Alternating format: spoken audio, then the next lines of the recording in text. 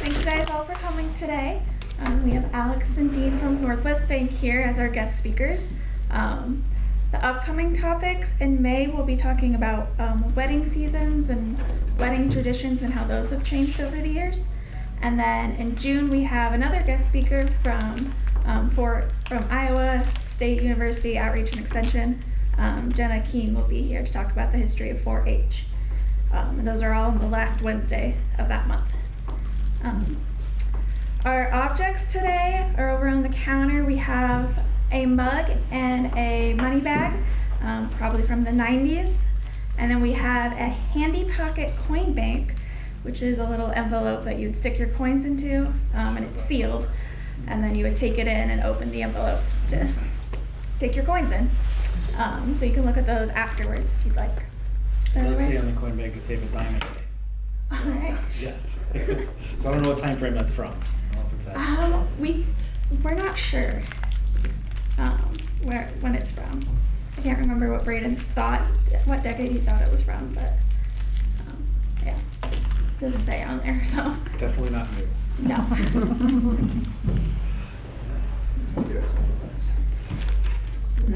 Take her away from there? Yeah, it's all you guys. Okay. Well, thank you all for coming. Shelby asked Alex and I if we would make a presentation, and we were honored to be asked. And so researching and learning even more than we knew about Northwest Bank history was kind of fun. So we'll share some of that with you. And I mentioned already we have our in-house fact checker over here, so Sue, please feel free to add. If we say something that isn't quite right, you can point us back in the right direction. Okay. Or if you find something interesting that we don't know, you should share it too. Yeah. So the first thing I want to do is talk about Northwest Federal and the history of that, and bring us up to 1988. That's when the Conovers purchased the bank and the savings and loans at that time. Was it 12/31 of 1988, and then we'll kind of move forward from there. But in 1935, January 1, 1935, the Northwest Federal Savings and Loan Association was established. In 1983, Northwest Federal Savings and Loan Association acquired First Federal Savings and Loan Association of Spirit Lake and brought them into their fold. And in 1988 then, during the savings and loan problems that were going on at that point in time, many of the savings and loans, because of the regulations that were in place and some risky loans, were having trouble. Home Federal and Northwest Federal in Spencer were both going under. Neil and Dwight Conover were both bankers in Creston at that time, and they put together a package and made an offer to the FDIC, who was then in charge of the two savings and loans, to purchase both Northwest Federal Savings and Loan and Home Federal Savings and Loan. They merged those together and formed Northwest Federal Savings Bank. So that was December 31st of 1988. At that time, there were just about $130 million in assets between the two. So that was their starting point.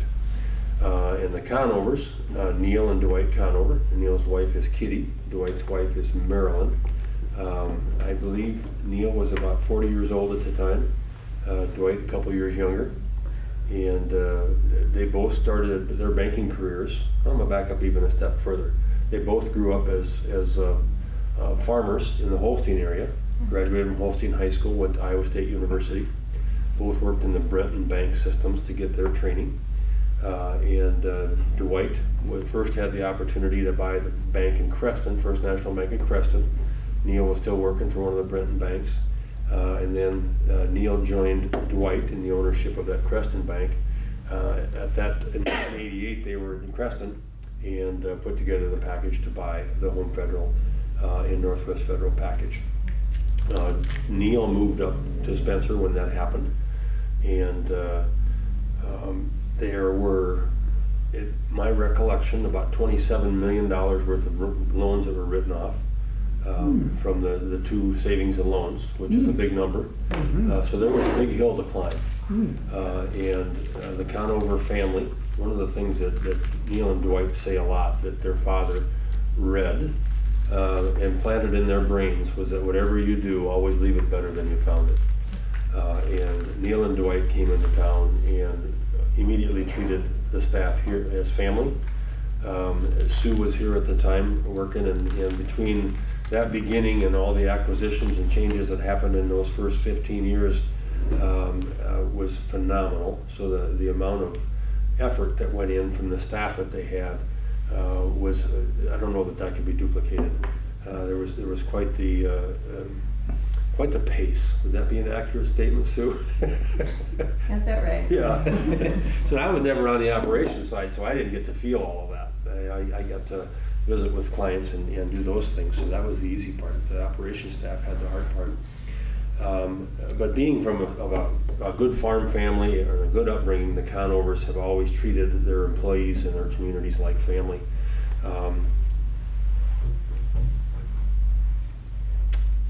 How were I start? 2005, I think it was. 2005 is right.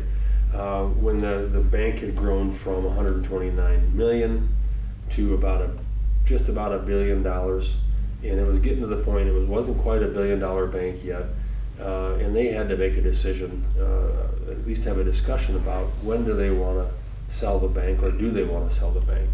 Because it would have been primed to sell just before it hit $1 billion, because the regulations changed at that point in time. There's much more scrutiny on a larger bank, so it would have been a better acquisition for another bank if it were less than $1 billion. So the Conovers got together, Dino and Dwight, and talked about really what they wanted to do. If they sold the bank, how would they invest those funds, and would that do as much good for the world as what the banks that they owned would do? And they came to the conclusion that they would rather stay in the communities that they're in and serve the employees and the customers that they served, and make a difference in people's lives, and still have a good sound investment in banks. Have a solid return in the banks and have again a good investment, but make a much bigger difference in the world keeping the bank than they would if they sold that bank, invested the money, and live off the earnings. That's maybe too much of a drastic change. They wouldn't have just done that. They would have found other opportunities. But they really liked what they were doing. And right now they're in 21 different communities. I'll rephrase that, 16 different communities with 21 different locations within those 16 communities. So, and there's somewhere between 450 and 500 employees between our operations building out here, the new building that was built, in all those locations. So they get to serve that many families. Those families get to then go out and serve their communities. And each bank in those 16 communities is a very community-minded community, or very community-minded bank. And see, in that process, it was in, I gotta check my notes here, the 2013 era. Just before that, they purchased several Liberty Bank branches in the area. And in 2012, I believe it was, they've purchased several Bank of America branches in the area. So those added to our footprint. We didn't buy the charters of those banks, of course, they're huge banks, but they were branches that weren't being well served by those institutions, and they were shrinking branches, and they were right in our wheelhouse. So we had bought the branches to enhance our service in those communities. Many of those buildings, after we bought them, like the downtown Bank of America building in of Liberty, downtown Spirit Lake, we just didn't get much traffic there. So we sold that building to YMCA. The Okoboji branch of Liberty, that was our branch. We kept the Liberty building. And then when we built at Okoboji on the corner by the stables, there wasn't enough traffic there, so we sold that to Liberty National Bank. So as our customers told us where they wanted to do business, we downsized a little bit with some buildings and became smarter with that. A strategic plan was put together by the Conovers in 2005, and that plan, as they said then, was their 25-year plan. So their goal is to keep Northwest Bank in the Conover family as long as possible, whether there's a Conover that works at the bank or not. That having Conover family working at the bank was not part of that strategic plan. If there is a Conover that works at the bank, that's a good thing. And we have Joe. He's the only second-generation employee at the bank, who's now running he's our president, and he's a very, very good employee. You've seen many companies across the world that have that second and third generation come in and they're not quite as committed as the first generation. Well, Joe is carrying the torch quite well. Very committed to both the communities that he serves and the employees that he serves, and of course the bank that he serves as well. I'm talking a lot. You want to add anything to that? Well, I was going to say, Joe, the first time I met him, I didn't know that he, well, actually, first time I met him was my first week I was working at Northwest Bank. I didn't know that he was a Conover at the time. Walked up and just kind of said, hi, how are you doing, and all that. And so, oh, good, I'm working at the corporate office. And I think his response was, yeah, my job for Northwest is just to go around to banks and talk to people and make sure things are going well. Didn't tell me he was the president, didn't tell me any of that. And so it made for an interesting conversation. I found out 10 minutes later he was the president. But we had a good little You meeting. were a lot less nervous probably. Probably, yeah. I mean, I think I told him halfway through the conversation, I have somebody coming in 5 minutes. I don't have very much time for you. I didn't say in those words, but yeah, probably would have rephrased that a little bit different if I would have known those situations. So made it kind of fun. And for me, part of all the stuff on the Conover family especially makes it really interesting, just like and you'll talk about this down when you get to the family part too, but their direction on where they want to build it and how and why they want to build it in different ways will be a really interesting part. And I'll skip ahead to one thing in particular, but one of the things that the Conovers say, and what you said and what they've told me as well too, is they want to keep it local to the point that they want to keep it within, what did we say, 3.5 hours to 4 hour driving distance one way. So they have a box that they want to keep most of the banks in because that's the business and the people that they know well. And we know well, just like everybody else in this room. So I think that's a very interesting way of thinking about it. Doesn't mean clients or customers can't be from anywhere, but most of the bank branches will always be in that area there. So Neil always defined that as his backyard, anywhere he can drive in 3 hours. And I think Sue will appreciate this, but Neil can get a lot further in 3 hours than I can.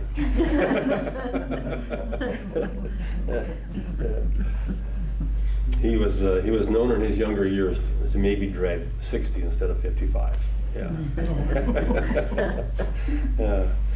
And the Conover family is really a big part of why our employees stay where they're at and stay with the bank. The bank logo, I didn't happen to wear a logo at church today. I did. Alex has got Look at one that on. timing right there. That was not planned, I guarantee that. The diamond-shaped logo you see is that way for a reason. Those are the 4 points of a compass, north, south, east, and west. And they have very, very strategic meanings. Number one is we want to be the employer of choice. And this is in their strategic plan. And to be the employer of choice, we have to create a culture at the bank that people want to be there and they want to be a part of it. And a good proof of that it's working, is that when we have openings at the bank, other companies in town have a hard time getting applicants. We don't. We have people that want to come to work for us because they talk to other employees and they learn what the culture's like and how much they're appreciated and how freely they can express their opinion and not be judged for it and be appreciated and listened to. And those are really, really important things to us, to create that culture where people want to be a part of that. I will say about the building that I work in, it's the only environment I've worked in my career that we don't have to worry about somebody going to the break room and talking trash about somebody else. And I think that's a pretty rare environment where you can just, if somebody would say something negative, they would just turn and say, why don't you go talk to them about it? And that environment is priceless. So the Conovers have worked very, very hard at that and put people in the right places to make sure that that's staying that way. So to be the employer of choice and get quality people to serve our clients is one of those tenets, those 4 tenets. To be the community bank of choice means we have to continue that culture out to our clients and our customers to make sure that they're being treated in a way that they want to come back. And one of the ways we do that is that when somebody comes in, and it inevitably happens where somebody's not happy with what happened, we really treasure that person that comes in and expresses their dissatisfaction, because your best customers will tell you they're not happy. A poor customer will just leave and go tell somebody else. So if somebody takes the time to come in and tell us that they're not happy with something that we did, we need to take the time to listen, because that means that they think enough of us to tell us how we can get better. So creating a culture that our customers want to be a part of is the second tenet of those 4. Third one is being safe and sound as a bank. We need to create a banking world of safety and sound. We're making loans that we're not losing money on, which means sometimes we may be a little bit more stringent than some applicants would like us to be. But following the rules compliance-wise and making sure loan-wise we're not taking too much risk and losing our depositors' money and being fair with our depositors on deposit rates and creating that culture, but that safety and soundness. If we don't keep the goose that lays the golden egg alive, we can't continue to provide for our employees and our communities and our clients. So it's number one importance to make sure that bank stays safe and sound. And the one that Alex alluded to, the fourth tenet, is a market-centric management. We don't want to become, I'll pick on Bank of America, since we bought their branch in a community that was too small for them to serve. Bank of America is a great bank. They're built to serve larger communities and metropolitan areas. We want to make sure that we serve each one of our communities individually. So in Spencer, Doug Benjamin is now our Spencer Bank president. He has the flexibility to serve Spencer as Spencer needs to be served. John Baudoff, our Omaha president, serves Omaha the way Omaha needs to be served. Now on the backside, you're all aware that we have a new building on the north side of town with 110 employees in it. They're all in the back supporting all of our locations for a consistent operations staff. So everything gets processed the same way, but the way it's delivered to the communities depends on the community bank president and the people in that community and what their expectations are. So we're not going to do a cookie cutter presentation to our communities. We're going to serve them each individually, and that market-centric management, I think, makes a huge difference. I think those two banks in particular kind of show the big stark differences, because Spencer's a very well-rounded bank. You know, we have the commercial, we have real estate, we have larger deposit base of customers, but Omaha is much more commercial based from what everybody tells me as well too. So much more commercial than they do more residential side of things, and they have everything. It's just where the focus has ended up being. So I think it's kind of interesting on that side. So I've been talking a lot. Anybody have a question yet? Well, a number of them. Start shooting. What are you thinking? Give us one. Well, you've got Northwest Federal here in town, and you've got Farmers Bank here in town. These are large entities, Yeah.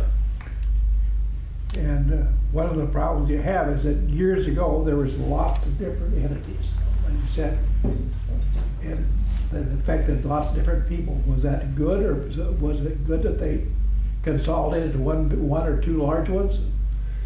In a way, yes. In a way, maybe not. No. I'm going to answer that two ways, Merlin. One is that it's kind of the way of the world. Yeah. The demands that regulators put on banks today, it's almost impossible for a smaller bank to meet all of the technology systems, all those demands that are being made of banks for their clients. It just gets very, very difficult for a small bank to meet all of those financially. So it's almost necessary for consolidation. And I think the customers really dictate what their needs are. And as those needs increase, we have the ITMs now at the bank where you drive up and it's not just an ATM where you get cash, you push a button and you're talking to a live person.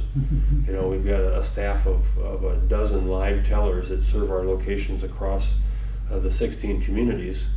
But when you push that button, you're actually talking to someone right next to you, and they're looking right at you through a camera like a Zoom meeting to help you with anything that you need. You can make your deposits, you can make withdrawals, you can do everything but open an account right there at that ATM, or excuse me, at that ITM.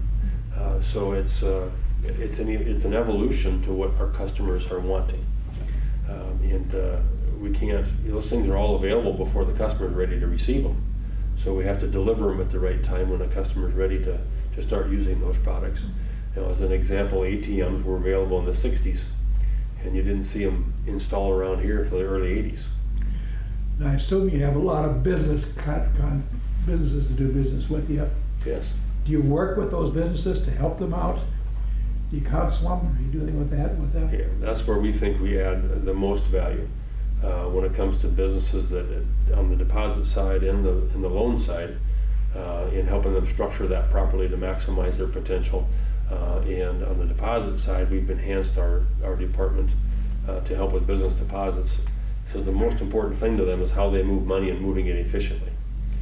So having the systems available to help them do that. So we have an entire department set up just for the deposit side of businesses to help them move money efficiently.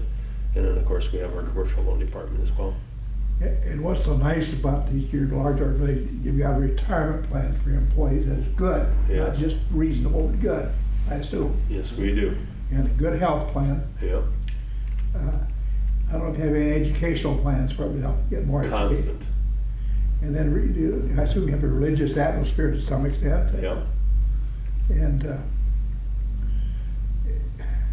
so like I said, too many entities are consolidating and leaving large entities around Yeah. town. another thing that when you say long-term, another thing that the Conovers are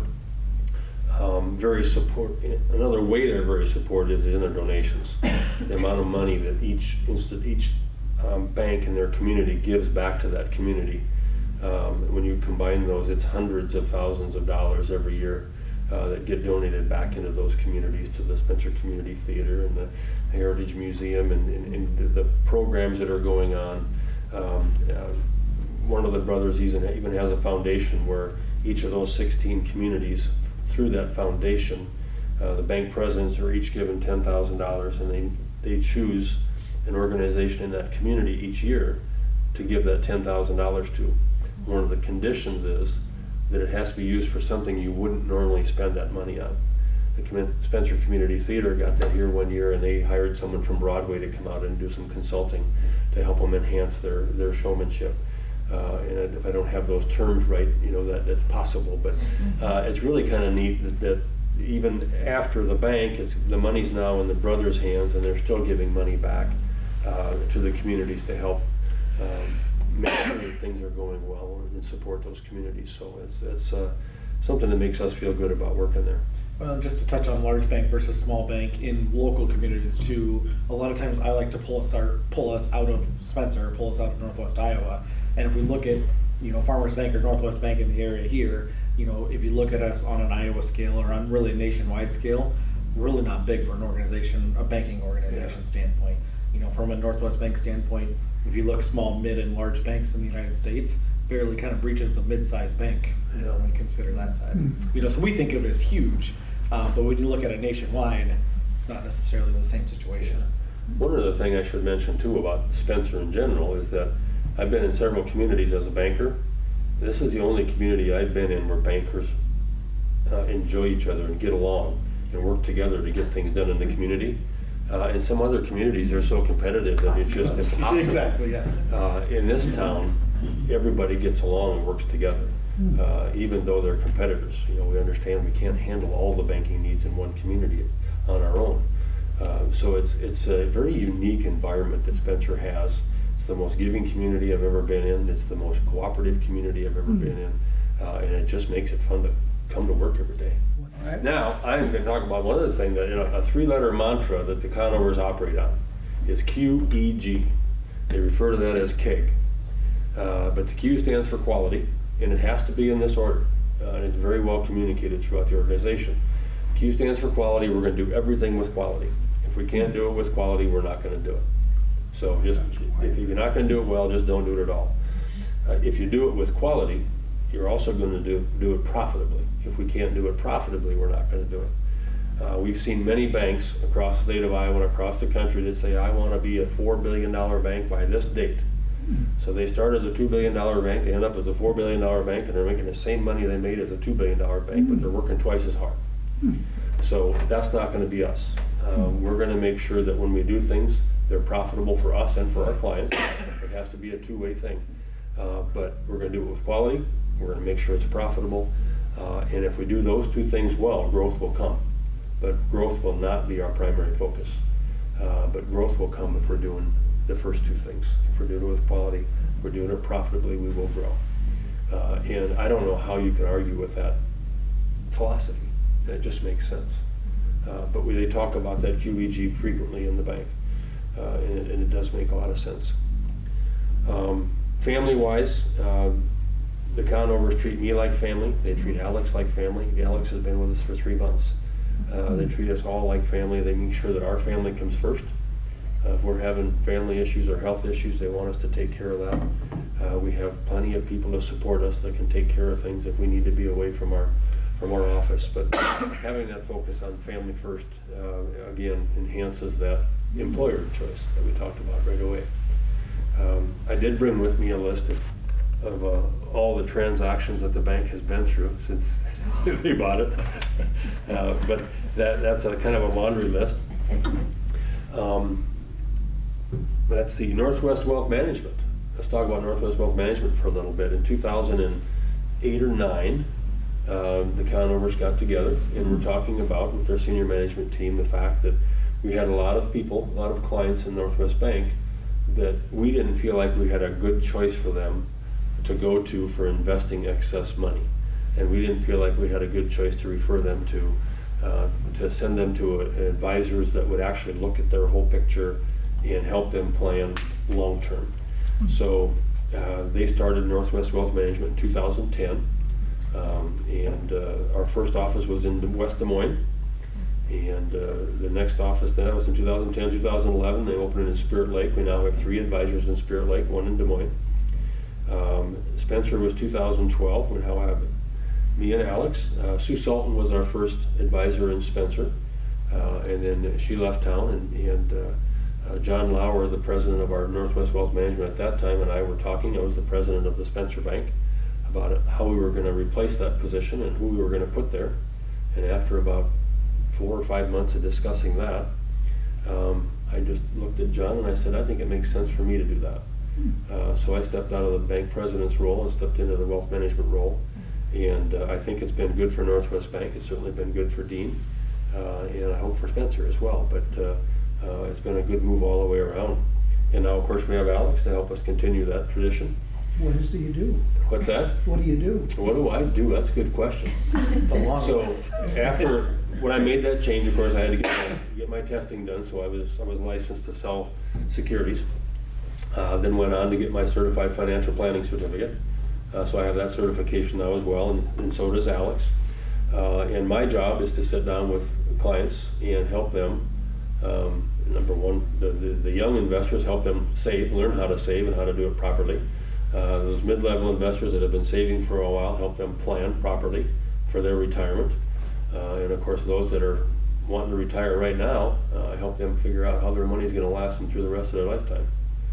So, you know, of course, then we manage those portfolios, but I would say that's probably the least of our duties is managing the investment portfolios. The majority of what we do is sit down, have those conversations about life changes and how we're going to get through those and plan for those before they happen, rather than reacting to them. Good. So it's hard to really explain because every situation is different, but it's really sitting down and talking to people about what's going on in their lives. I could sum it up in 3 questions, or three statements of things we're going to talk about.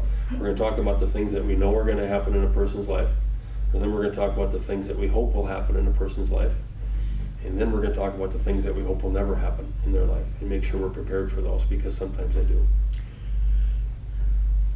When I was in my accounting practice, I had accountants. I tried to talk to the people early on. Now, do you have a retirement plan? Very important. Well, put away $500, just maybe $1,000 a year. That's all. Just put it away. Yeah. Well, that's not like you can too. Yeah. And just give them a little items. You know, have you got your insurance plan, health and accident insurance plan lined up? Well, then don't hurry. Get one. Get one. And you know, did all of them do it? No, but Yeah. that's what you want the people to do. So that as they got older, you know, to have a retirement plan build up and just to see what they'll amount to, just What to an raise it, advantage, just to what an raise it. advantage, yeah. And I can't imagine being 65 or 67 or 8 years old and retirement and Yeah. What do I do all I have now? is what I do now. All I have is Social Security, so I better go to work at the grocery store Yeah. or the gas station. So back to Northwest Wealth Management offices and what we do. We're now in Ankeny, Lamar's, Omaha, and Ames. So we have, between the offices, we have 10 advisors. What does that make? 1, 2, 3, 4, 5, 6, 7 offices that we have. And we'll expand that as the opportunities come to the 16 communities that Do we're you in. charge for your services? We do, yes. We don't sell any commission products. Once in a while we'll sell an annuity and we don't have a choice on that, but mostly we're managing portfolios and that fee is based on the asset size of the portfolio, so, yeah. There is an annual fee on that. We don't take money from anybody other than our clients. You know, nobody pays us except for our clients, so we're not obligated to do business with anybody else. And you make money on you every time you sell or? No, no. Our clients pay us an annual fee. That is our only income. So if we sell dimensional fund for a mutual fund or an American fund or any other fund of Fidelity, we get no money back from them. Because of that, then our fund expense is less and our customers get more of that return because there's no kickback from the companies. So we are what's called registered investment advisors, not brokers. So we're not a commission based, we're a fee based advisors. So the establishment of Northwest Wealth Management was based on the same premise, that we want to make sure that we're finding a way to serve our clients and help them prepare for their future. And we've hired really good people to do that. Yeah. What other questions does anybody have? I have a comment. Yeah. I have an account there which is quite inactive, but I have to change it just on it in the winter and all of my statements sent directly to Arizona. Walking in there is just like talking to the next door neighbor. You get 2 or 3 little faces, and if they're busy doing something, if nobody's in front of them, they either the smile tells you hi, Isn't that or you nice? hear, yeah, and they are just, I don't know one unless they're in there, I didn't know, but one thing, we all just chit chat like you live next door. And that's very comfortable. I mean, it's small town USA. Yeah, that makes And me you happy. probably, Yeah, in being walking into a bank wouldn't quite have, I would assume. yeah, But, yeah, and you should so- expect that as a customer. Mhm. Yeah, yeah. But just, but when you notice it, you know, because I only see these people like twice a year Yeah. walking in there. But yeah, Thank you. it's just. Yeah. It's refreshing. You mentioned Omaha and obviously Iowa. Those are the 2 states that you're. Nebraska and Iowa, so I'll run through a list of locations if you'd like. And my question is, Yeah. does it present challenges to have to function in 2 different states? The only difference would be there's a Nebraska state regulatory body that we have to deal with in addition to Iowa. The FDIC still regulates both banks under our corporate structure now, under our charter. So the FDIC would be the same for both, but there's a different state banking association for each. Because it would seem geographically that Minnesota would be part of the wheelhouse also, but I'm sure that would be another set of. You know, and that's really what Neil and Dwight's job is now, is to see if there are any opportunities out there.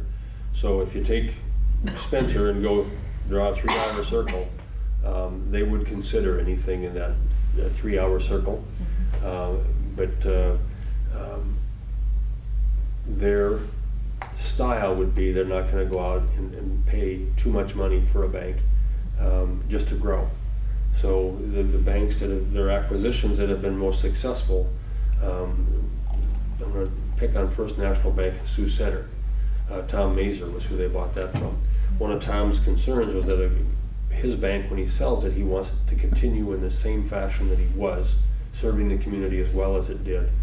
You know, to find a banker that doesn't have just strictly profit at mind and wants to serve the community, when a buyer and a seller both want the same thing, then they can sit down and actually have a real conversation about how that's going to go into the future and have a more serious conversation on what that value that has to both sides. And those are the relationships that they're looking for, not the ones that are just out to get as much as they can and run. And that's okay too, but we want to find communities that we can serve well. Yeah.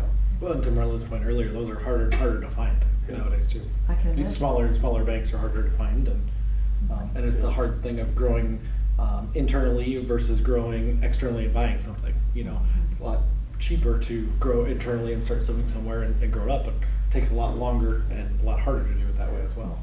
Yeah. Has it always been called Northwest something? Yeah, since they bought Northwest Federal Savings and Loan Association, then it went to Northwest Federal Savings Bank. Now, there were some startups. The Ankeny was Gateway Bank for a while, and there was a third one, First National Sioux Center. What was Omaha? Was that? There was a third name. There was 3 different names that we were operating under, and from a marketing standpoint, internally, in preparing deposit tickets, and every piece of paper that had to go out with different letterhead.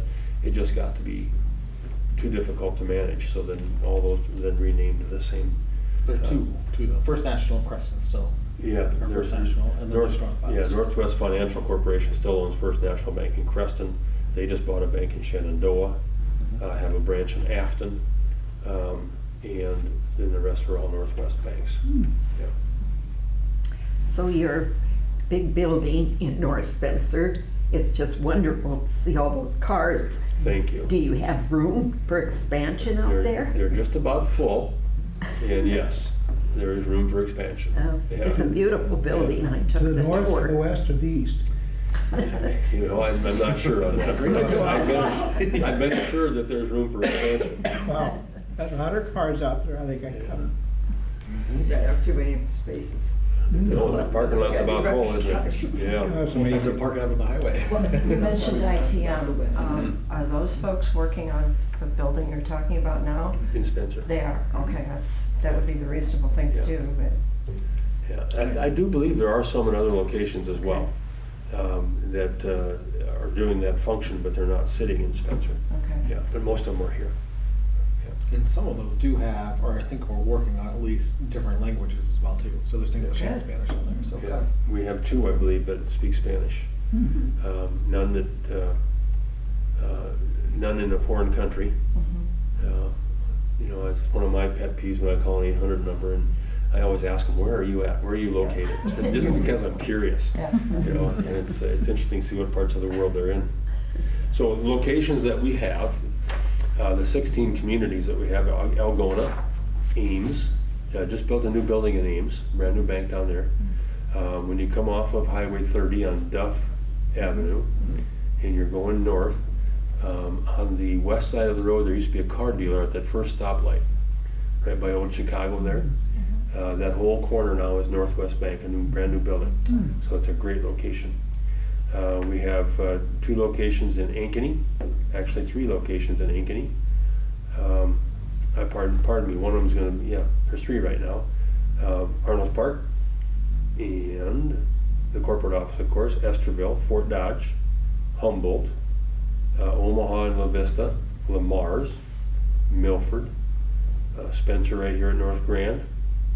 Omaha has actually 2, one in the main branch and one on Maple. And Sioux Center, Sioux City, Spirit Lake, and West Des Moines. There you go. We had for a while branches in Mason City, Charles City, Lake Mills, Osage, Belmont, Fort Dodge, Storm Lake. And those have all been sold to someone else. Oh, yeah. Yep. That's interesting. So, yeah, so there's been, Sue was part of probably the acquisition and the sale of those. Yeah. Some of them. Yeah. I did have a bank in Oldwine for a while too. I don't have that on my list. That was just way further east and out of the backyard, as Neil describes it. So it was just harder to service, and they were spending too much time on the road to get out there.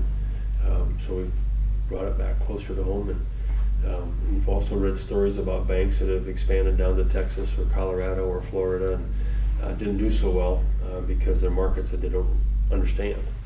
So that's one of the Conover's commitments, is to stay in the Midwest and work with people that we understand. So I mentioned earlier that Northwest Federal Savings and Loan Association and Home Federal combined, when they bought it, was just under 130 million.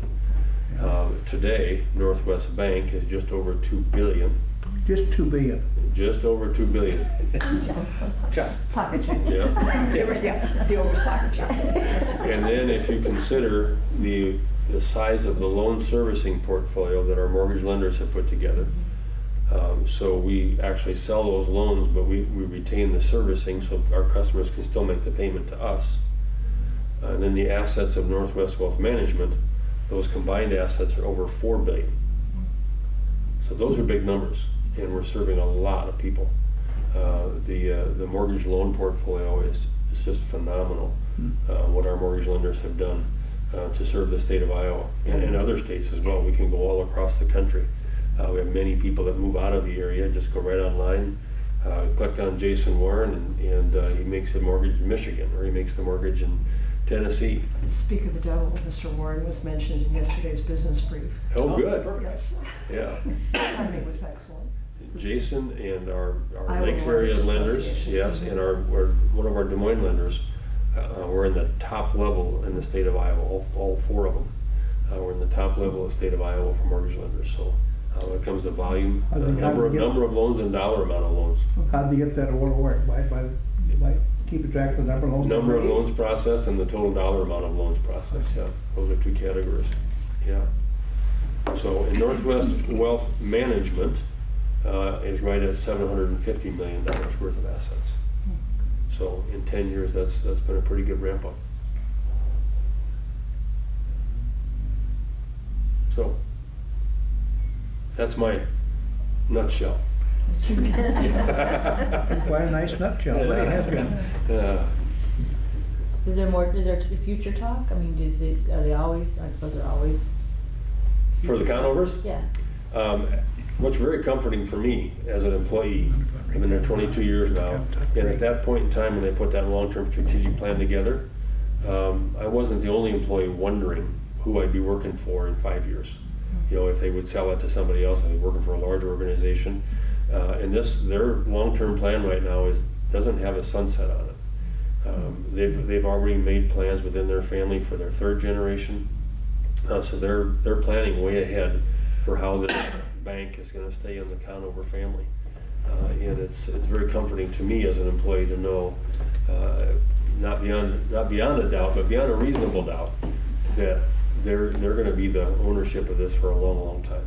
Yeah.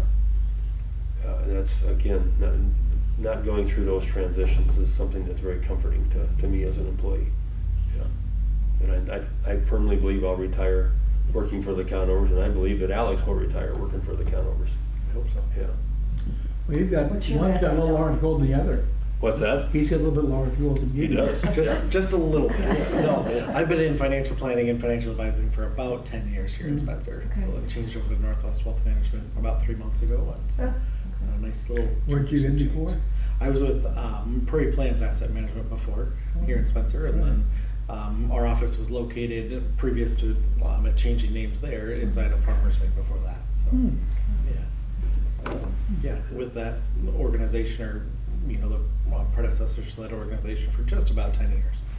So Was that your goal on the first day of college, or did you kind of slid into there a Slid little into bit. it? When I went into college, when people asked you what you want to do back then, and I didn't really know, I had the idea of more accounting is where I started from there. So Merlin's kind of background, but really kind of came down to I like numbers and I liked helping people. And accounting side of things, you kind of get the talk of people not talking to as many people from there. So this kind of fit in really nice. I actually got my degree in college in finance, so much more on the investment sides and how a company works and all the inner workings from there. But a lot of the people that go into more corporate finance, tend to be much more office people that don't get to see a whole lot of people. In financial advising, you get to help people on the money side, and you get to help people figure out their life, their money, how they want to retire, all those different facets. So it kind of worked out as a nice little combination. And so when I was in college, I interned with another advisor here, and kind of slid on in and worked out kind of nice to get started. So yeah, Sounds like you're having too much fun for one guy. Yeah. you never know, right? Yeah. But, yes. No, it's a great place, and I just love helping the clients that want our help with things. For families that are really looking for guidance on what they should be doing or the things that they need help with, it's super satisfying to help somebody go through and say, hey, I have this pot of money or I have these different things going on in my life. How can I turn that into not working anymore, not getting a paycheck, but still living? And going through different things and how that all works and the facets of that are super interesting. And if anybody's watching this later, the one piece of advice I would give to couples is to make sure that both parties of a couple understand the finances and where things are at and how things work. There's just been a lot, in the 7 years I've been doing this now, there have been a lot of widows or widowers that come in, and the other person that passed away was the one that took care of the finances, and they really didn't know. And we're very happy to be there and walk them through that and go through that educational process for long term. But those changes are very difficult. But they'd be much easier if that communication happened before that event happened in their life. It's And tough to do though. It is, To it you is. do involve your Yeah. spouse and stuff like that. People just can't keep do it. offering when you. I have a tendency to oversimplify things, but I think that it's the one thing that I know is gonna happen in my life, that someday I'm not gonna be here. I should be willing to talk about that. You know. So, Good I hope it's advice. not tomorrow. You never know when that day will be, so. Yeah, but it's a very difficult conversation to have, and somehow we need to talk more and more about that to make sure that we're That you prepared do. for it, yeah. Mhm. Yeah. What do you think, Shelby? There aren't any more questions. Those of you who have been here before, we're going to do the note cards again. So if you can grab a note card and on one side, write something that your community shares. I am collecting all of these and we'll kind of make a graphic with all the words and adjectives people choose to describe their community. So you're just going to finish my community shares blank. Well, thank you for having us today. Yes, thank you guys for coming. Thank you for spending the time. The story is terribly engaging. The timing Thank you. in Iowa, when the Conovers made their move, was over the top brave. I would agree with that. Yeah, Yeah. everybody else was running and panic stricken, and they said, okay, we can pull it off, and they did, and here we are, how many years later? The 80s were horrible. Yeah. If you're interested, you can take a look at the objects we have on the counter. And then we are having a tea party at the Parker Museum, May 7th. So tickets are for sale here. They're $15 for non-members and $10 for members. So if you're interested in that, you can purchase those now while you're here. But otherwise, you guys are free to go. That's it, I think. As you're talking about things over here, I thought of the fact that Alex said he didn't know there was an escalator. And Sue, I think I have these dates right. 1964 was when that Northwest Federal Building was built, the first level, Current City Hall. the City Hall. Yeah. I think the first floor was built in 64, and the second floor was put on in 74, somewhere around that, Yeah, when the escalator was put in. I remember seeing that, yeah. Is it First floor, true? I think, was built before 64. Was it? Because I started before there, and it was there when I Alright. started. It wasn't So it was level. earlier than that. So, yeah, because I think it had only been there a year or so when I started. Yeah. Did they have people just coming in to say they've ridden an escalator, or? is it- Oh, yeah, yeah, Kids loved it. I bet, yeah. yeah. When I first got here, it was operational, and I thought, what's the big deal about an escalator? But what is it, 100-mile radius? Yeah. That was the only one. Only one, yeah. Sioux Falls or Sioux City, yeah, yeah.